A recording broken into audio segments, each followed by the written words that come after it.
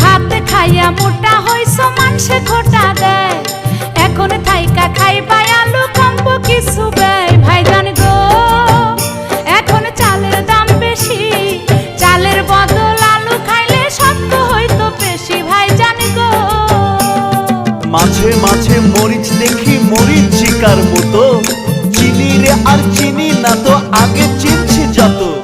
তোমার শরীর স্বাস্থ্য নিয়ে আছি পেরেশান,